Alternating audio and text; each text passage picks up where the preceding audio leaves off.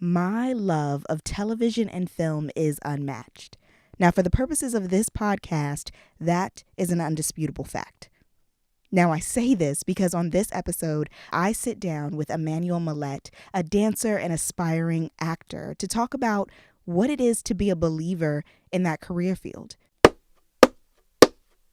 Here to edify. Here to edify. Here to edify. Here to edify. Here to edify. Here to edify. I've always known you as a dancer, but as I recently found out, you're getting into acting as well. And I really just want to have a conversation about what you're doing with acting, kind of how you got there, but then also being a believer in that space. I know for me, for my own kind of like being inquisitive, seeing actors of varying levels mention being believers is always something where I'm like, interesting, how does one operate in that space? And I'm sure people could have that for many different career fields. But I think that it would just be amazing to just hear your thoughts, maybe some of your worries, maybe you don't have any, but just to like come from that perspective of just hearing what is it like entering into this thing. You have a passion for it, gift for it, and just like seeing how God can use us in many different fields, and this one specifically being acting. So I just want to start with us just talking about your transition from dance to acting. You majored in dance, if I'm not mistaken. Yeah, so you majored in dance. When you know how you enter into college and you're like, all right, this is what my major is going to be. Did you have career goals for the future in that? Were you thinking about acting back then, or was it like, no, I want to be a dancer? What was your thought process? Yeah. So like when I first got into school, I didn't really have career goals like that. Like I came in, I just loved dancing. I loved it so much. And my only career goal at that time was to be on stage thinking and dance and like blow up and be famous from that. Like that was literally like my only career goal.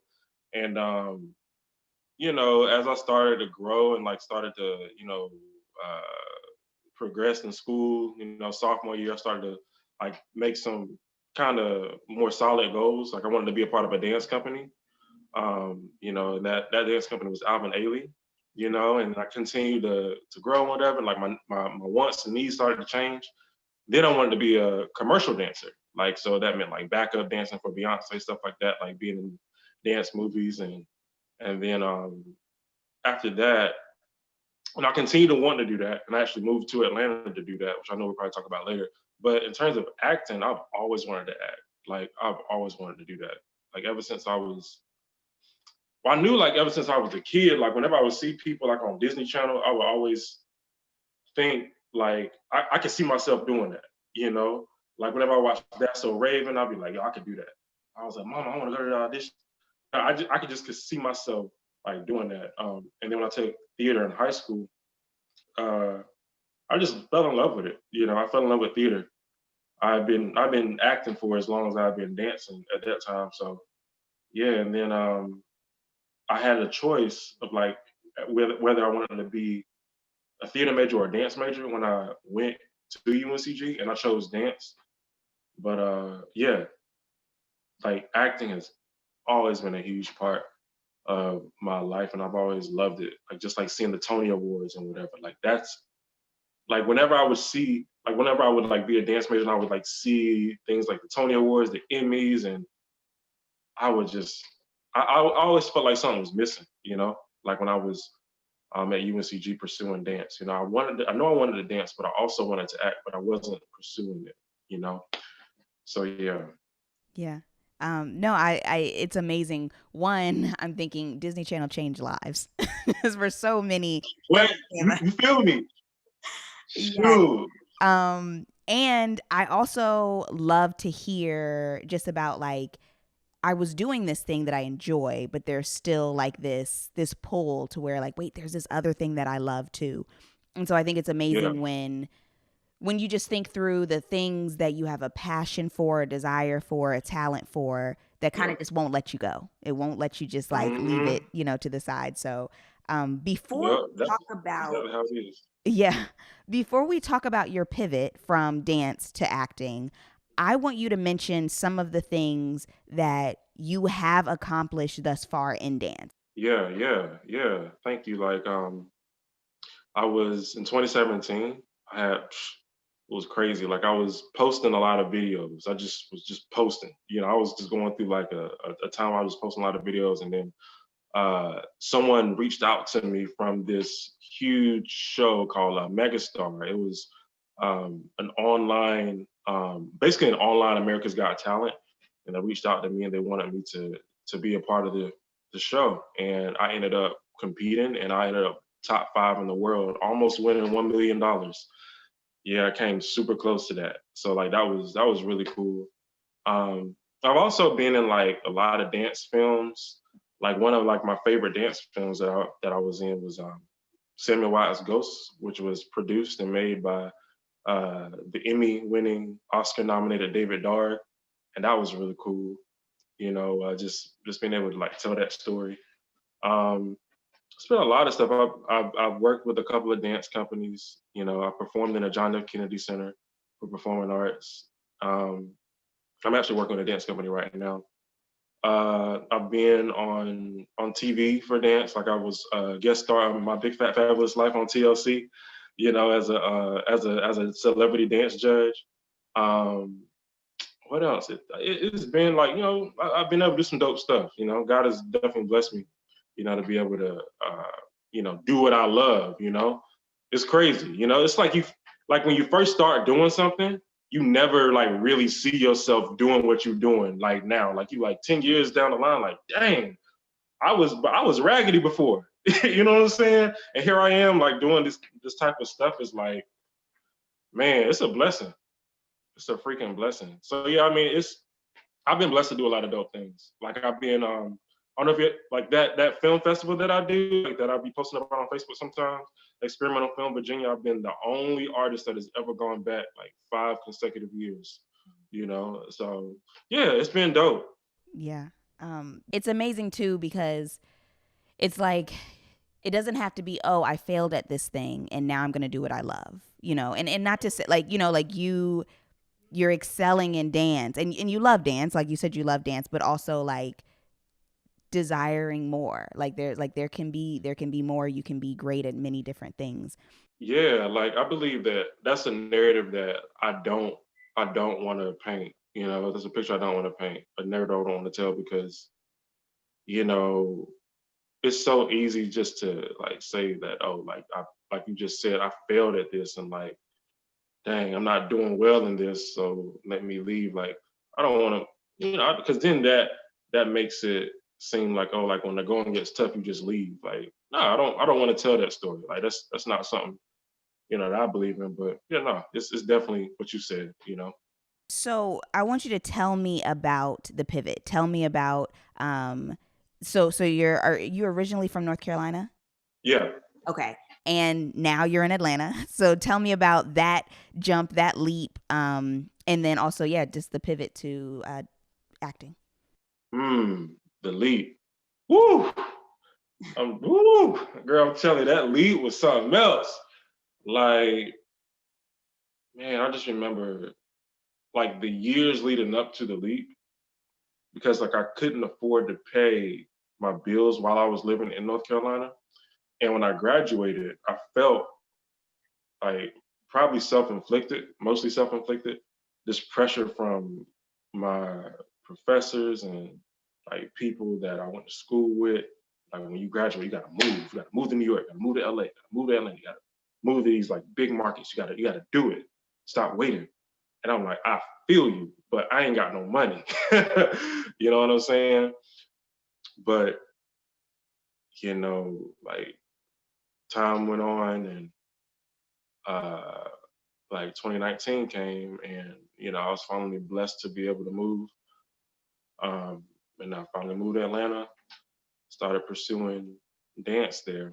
And it was really interesting because like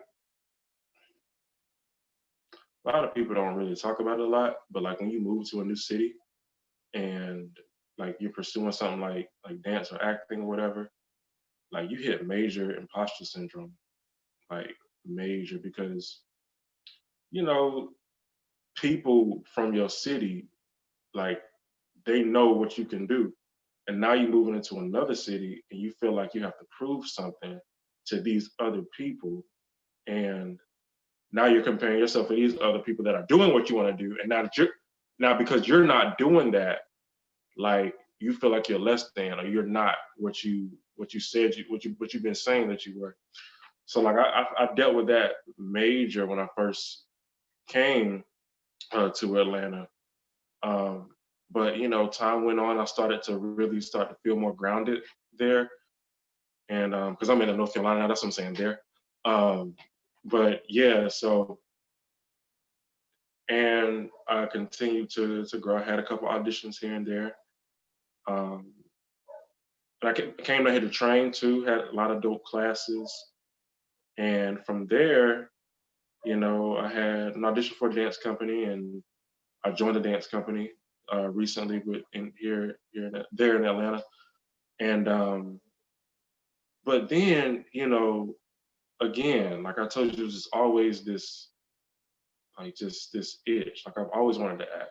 Like I've always wanted to. And my plan was to always do that. Like I was going to eventually end up switching to acting in the future, like next 5, 10 years. Uh, but the Lord was just like really on my heart, like it's time to do that now. And you know how God, he just don't let you sleep. Yeah. He like, we gotta talk. We gotta talk right now. I'm like, but God, like, let's talk. Let's talk later. Who who am I? Okay, all right. What are we talking about? What are we talking about? Um, so yeah, like the Lord was just really on my heart, and I started praying through some things, started writing down things in my journal, and just trying to figure out like what was going on, what He wanted me to see. And He was like, "Nah, like you don't need to wait 5 to 10 years. You need to do that now." So I made the decision just to go ahead and just start pursuing acting like with my 100% focus. Not meaning that I'm not pursuing dancing, but like my main priority is acting. And I don't believe that, like, I don't pray for signs. That's not what I do. But like, I do believe that the Lord can do whatever He wants. So He shows signs to us at times. And like, the minute I made that decision, the day I made that decision, like it was like 4 in the morning, I woke up. The next day, I looked and checked my Instagram. Bill Duke was following me on Instagram, who's like an award-winning actor, like in that Denzel class of actors. And I'm like, okay, God, this is confirming some things that we've been talking about. So yeah, so I've been, pursuing acting more ever since. That's amazing. And then hearing you talk about imposter syndrome, which is something that so many of us experience. I experience.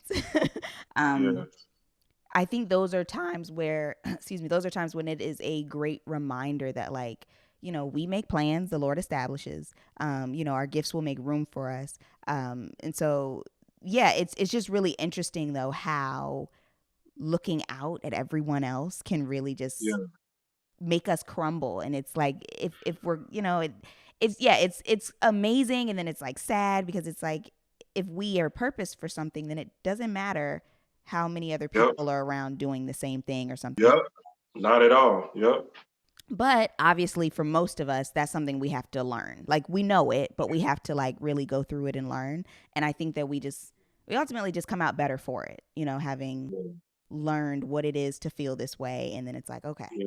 In 20s, Yeah. Oh, yes, yes, yes. So we kind of talked about when being younger, thinking about dance, your aspirations for that. When you think of acting, because I know that, like, one, there are many different forms of acting, and then there are people that aspire to different heights in acting. And so Yeah. when you made that decision, I want to do this full fledged. Um, Hmm.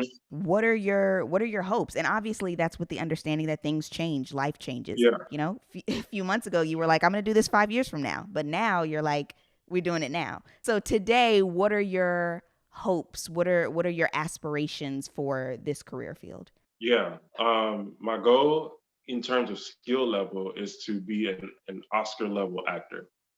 Like to really do quality work.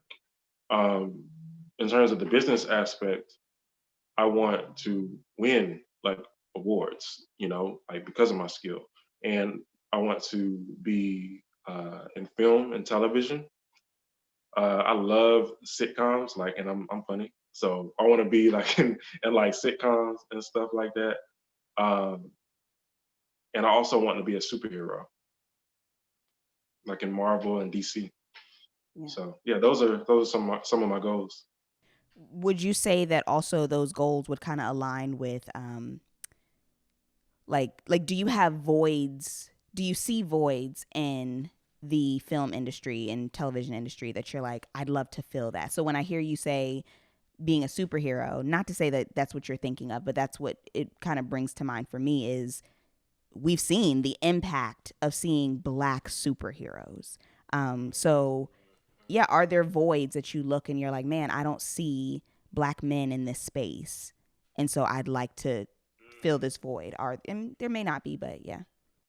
Yeah, well, like that would be the benefit, but like I really, my mind doesn't go there, but like that would be something that would just happen because I'm black. You know what I'm saying? But like my mind kind of goes to what kind of sort of the same, like there like might be a young black kid like who looks up to me and like, oh wow, like I want to be like that, because it then kind of coincides with my brand too. Like I just love to empower people, So with that, a kid looking up to me and like being able to be inspired by seeing someone that looks like him, for sure. Yeah, that would be like a dope void to be able to feel. Yeah, no, definitely. So kind of what I had mentioned at the beginning about being a believer, pursuing acting. Um, what I guess this is where I'm just like desiring to get into your mind. Like, is this, and it may very well not be a struggle. So I don't ask this with the expectation of like a specific answer, but really just to see. And I know that you can't speak to every believing actor out there. Um, so just for you personally, when you consider acting, when you consider being a believer, is there a tension there for you? Yeah.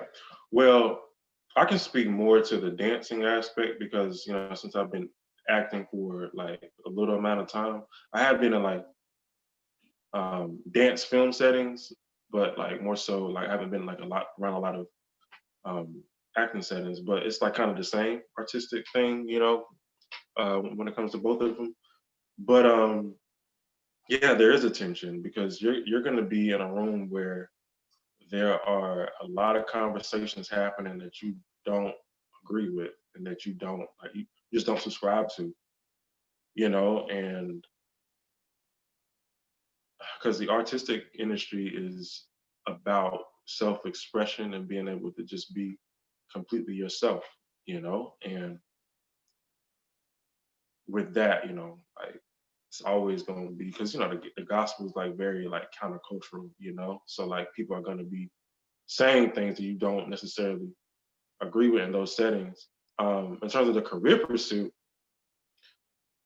like with dancing, there were just certain things that I just wouldn't let myself do, you know, like certain gigs I wouldn't pursue, um, or just couldn't certain things I just couldn't see myself doing because it just conflicts, like not only with my brand, but just like just who I am, you know, and like I just me projecting with acting, like looking in the future.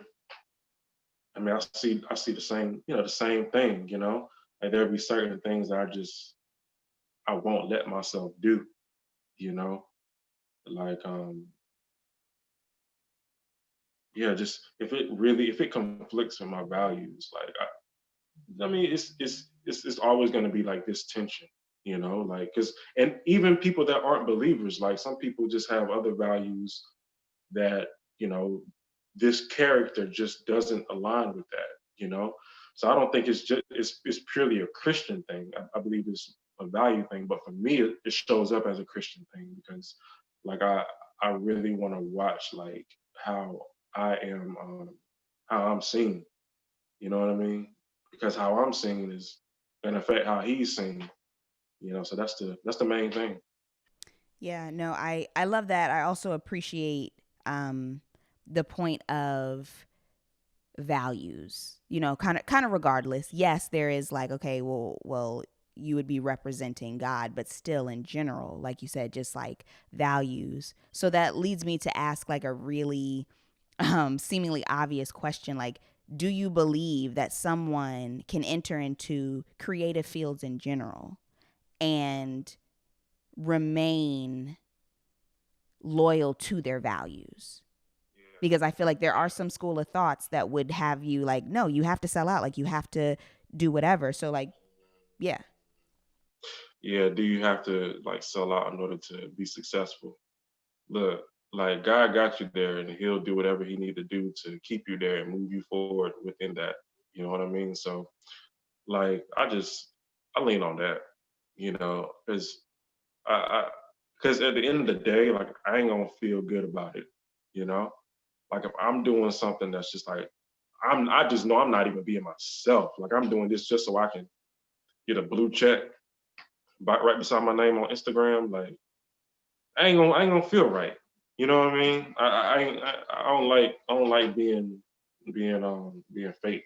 You know, like, that ain't me. So I don't think that you should have to sell out in order to get a little clout. You know what I mean? Yeah, that rhymed too. Okay, It did. bars. It did. It rhymed. But it also makes me think of you. You had made the comment that this industry is very much so about like being completely yourself. And so I think that like that's kind of what you're saying too. Well, then completely myself means I'm going to hold on to my values, and hopefully for whoever else, like, well, completely me is going to look different than completely John or Tim over there. You know what I'm saying? And so I think that is a good way to look at things, where it's like, okay, this is what is being presented. Be completely and utterly yourself. Well, then I'm gonna show up as me. Yeah, yeah, because like in acting, that's what they teach us too. Because like characters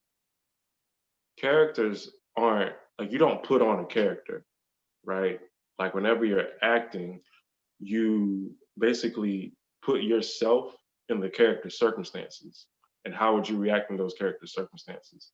Like, so for me, if there's just like a pure disconnect, like just and this person is doing things that like because we're not supposed to judge the character, we're supposed to like be able to, what did it say?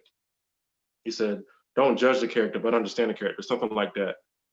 Like if I have like this disconnect and I just really can't get myself to put myself in those characters circumstances based on whatever this conversation values, I'm just not gonna do it. If I can't connect, I'm just not gonna do it. I also want to ask, which we've seen, like we're in cancel culture, right? Where you do one thing now and you're canceled, or you've done something in the past and uh, people dig it up and you're canceled.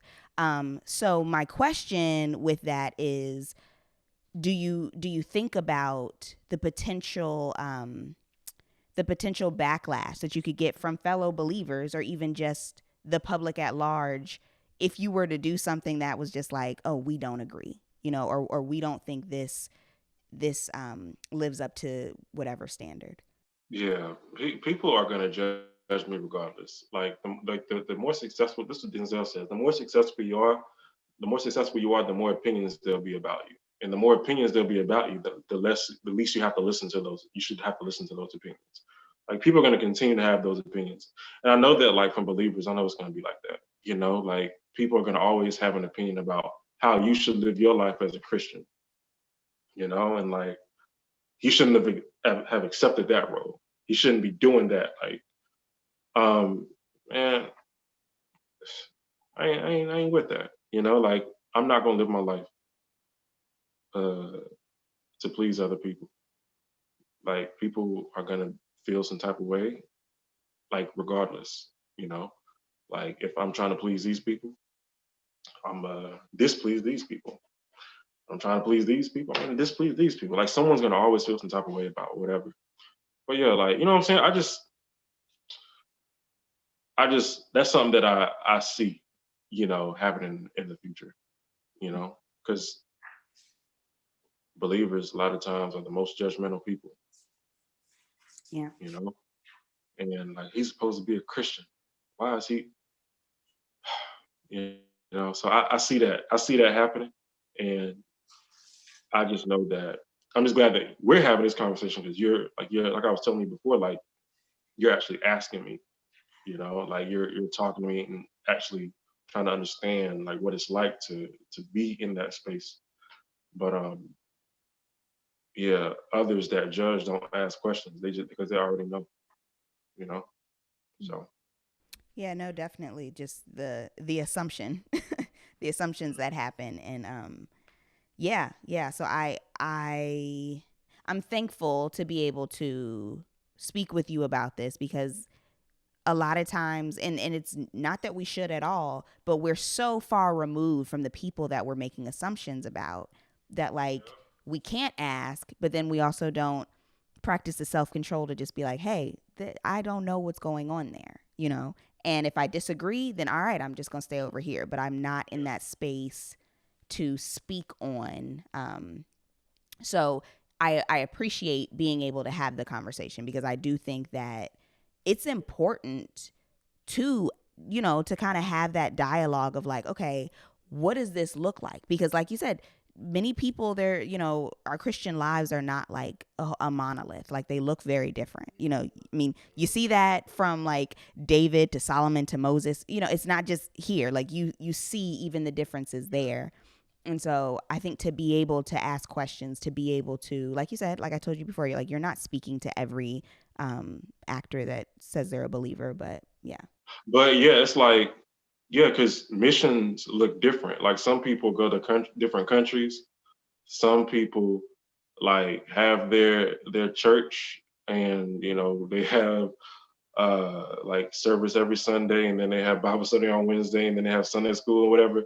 Some people, um, their mission field is on set. You have no idea what conversations they're having with people on set, and now you're judging this person by something that you saw on screen, but you have absolutely no idea how they're using their influence, you know?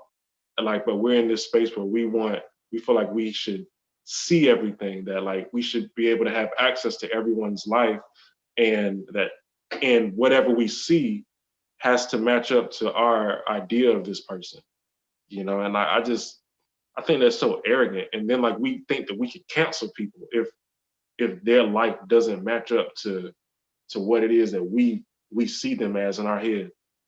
That's so arrogant. Mhm. That's so freaking arrogant. Yeah. So yeah, Okay. I don't subscribe to that, but it is what it is. This is how this is the world we live in. It is, but I think that like you put yourself at an advantage to walk in kind of like, hey, I know these are some arrows that'll fly towards me.